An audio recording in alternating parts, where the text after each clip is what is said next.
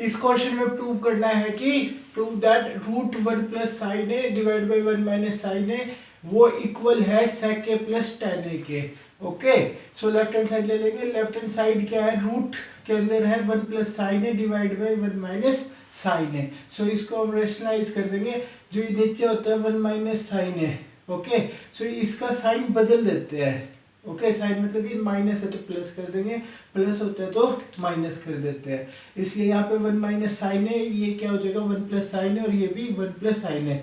So same number से divide कर दो और सेम से ही मल्टीप्लाई।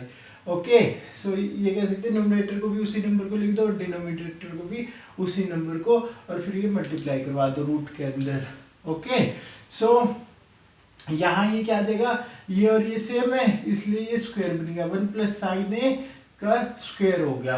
ओके, और यहाँ 1 माइनस साइन है और यहाँ पे 1 प्लस साइन है। सो हमारे पास आइडेंटिटी होती है ए स्क्वायर माइनस बी स्क्वायर, वो क्या होते हैं ए प्लस बी मल्टीप्लाई ए माइनस बी। यहाँ पे ए कौन है 1 और बी कौन है साइन है। सो 1 का स्क्वायर माइनस साइन स्क्वायर है, क्या हो जाएगा 1 प्लस साइन है और 1 माइनस साइन है। सो ये वही है सेम, इसकी जगह हम क्या लिख देंगे 1 माइनस साइन स्क्वायर है। अब हमें आइडेंटिटी पता होती है साइन स्क्वायर है प्लस कोस स्क्वायर है। ओके, वो किसके इक्वल होता है 1 के।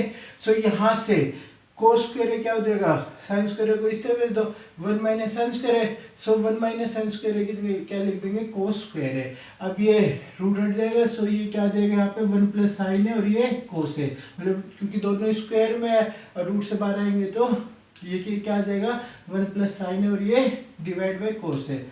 अब यहाँ पर इन दोनों को अलग अलग करके लिख सकते हैं, ये आ गया 1 बाई कोस है और ये आ गया साइन ए बाई में कोस है।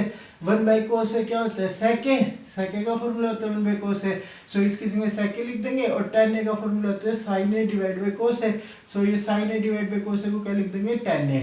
सो ये क्या आंसर आ गया sec a plus tan a, और यही हमारी राइट हैंड साइड है, और ये प्रूव हो गया, हैंस प्रूव।